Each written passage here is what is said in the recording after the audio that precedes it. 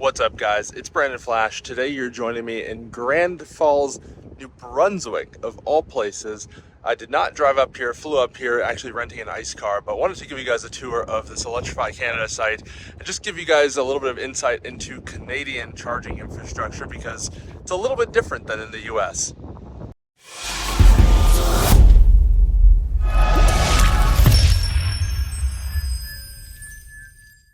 So as I mentioned, this is an Electrify Canada site. We're in Grand Falls, New Brunswick.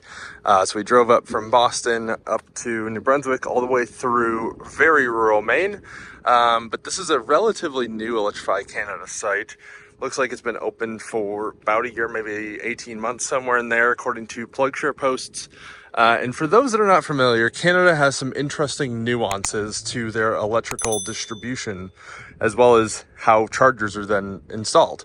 So Canada, like most countries, has a transmission grid, a distribution grid, and a secondary voltages, or what the customers are actually getting delivered at. So here we have distribution infrastructure. So coming down this pole is most likely 12,000 kV, or sorry, 12 kV, so about 12,000 volts. Coming down this pole, that's what they call the primary voltage. That's coming here to this transformer. So this transformer is taking that primary voltage, which you can see here on this label. So we have 12,470 Y 7200, and then the low voltage side, or the secondary voltage, is 600 347 voltage. So that's 600 volts line to line, 347 volts line to neutral. So in the US, and what most charging infrastructure developed for, is 480 volt line to line, 277 volt line to neutral. And what does that mean for charging infrastructure? Well, it adds quite a few complications. You're getting that 600 347 service, and you need to get it to 480 277 service to use chargers that were developed for the normal North America market, because the Canadian market is not large enough to demand its own charger development, and no other country in the world uses 600 347 to my knowledge. Most of Europe uses 400 230, which is close enough to 480 277 that often the development can be linked, or you can use the same product and just make sure that the voltage range is compatible with both.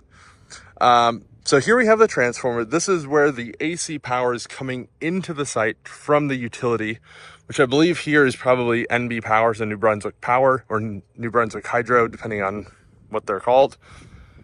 Then it goes from here into the main cabinet. So this is an AC distribution cabinet, and this is actually running at 600 volts. So 600 347 is the service range. This cabinet here is your metering cabinet. So inside there's a meter. Inside here, you probably have a main circuit breaker, and then you also have what's called a CT compartment. So you're running metering coils over the bus bars or conductors, depending on how it's exactly set up. Hard to say without being inside of it. And then that's what they're then interpreting the power usage from. So that the utility meter is inside that cabinet. Here, so this is where the magic happens. It goes from 600 347 to 480 277. And here you can see this is actually a three-phase 1000 kVA transformer, which matches in size to the utility transformer of 1000 kVA. Here you can see a little bit of insight into what it looks like inside. So you actually have to lift this from inside, and this is kind of wild. So you can see the three phases there, and then those are the giant coils. Here's the label for all of the very nerdy people. So 1000 kVA, as you can see right there, and then you can see the different primary taps. You can also see the weight. It weighs over 8,000 pounds. So this is a three-phase dry type transformer, Rex power.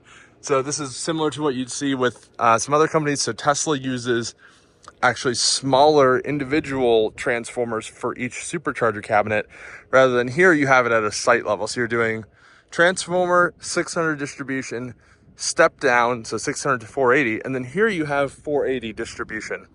So in here you most likely have another main circuit breaker, maybe not. And then you have your 480 277 distribution. You may also have a step down in here down to 120 240, depending on what accessory voltage the dispensers need, because some of these dispensers need a secondary voltage to feed the screen, etc. So in here, you then have 3 600 amp circuit breakers, maybe more for future proofing, but at least 3. And then over here, we have some BTC power charging cabinets. So these are 360 kilowatts each. And there are 3 of them, even though there are 4 posts at this site. So let's look at the label. So each one of these can feed up to 2 charging posts, which means that we have 2 here that are balanced, as Electrify America, Electrify Canada call them, and then 2 that are dedicated. So you can see the input, so 480 volt 3-phase, and then 277 volt to ground. So this is needing 480, 277 voltage, and these are actually not needing a 120, 240 or 120, 208 secondary service to them. So here, branch circuit protection, 600 amps, as I mentioned. So that's what's actually feeding this cabinet, is a 600 amp upstream circuit breaker. And then from here, you have a DC link to each one of these posts. So these 2 outer ones are balanced, as Electrify Canada calls them, depending on if you believe the labels or not. I'm a little bit skeptical that they're accurate. I would expect that 2 cabinets next to each other would be balanced rather than the 2 end ones. That seems a little bit odd to me. And we'll go to the label. So down here, input auxiliary, so 480 volt AC, and then input is 200 to 950 volt DC, 500 amps max. So that's what's actually coming from the charging cabinet, as I mentioned. And here you can see it was a September 2022 build. And this is their Gen 4 or next gen charging cabinet. We also have these pretty nice little solar canopies, but these are not grid tied. They're just charging a battery in here. And then that's what runs some lights at night. So they're more for protection than they are for actual like function or grid serving. Here you can see they have some new screensavers and such. And let's see what the price is here. So we're at pricing 60 cents per kilowatt hour, but that is actually Canadian. So that's actually pretty reasonable, because the Canadian dollar is weaker than the US dollar. At least if you're in the US and you're used to that. And you can also see lifetime energy dispense, so about 13 megawatt hour. And just worth noting, the screen is not flickering in real life. That's just the camera refresh rate. But here we have a full tour of a Canadian DC fast charging site, or at least a BTC power Gen 4 Electrify Canada site. I believe this was one of the first Gen 4 sites that Electrify Canada deployed in Canada. Well, Electrify as a whole, Electrify America, Electrify Canada, because these were mostly in America first. But anyway, hopefully you guys enjoyed this. Give some insight into Canadian charging infrastructure. I dealt with this in my previous role, so quite familiar. If you have any questions, comment down below.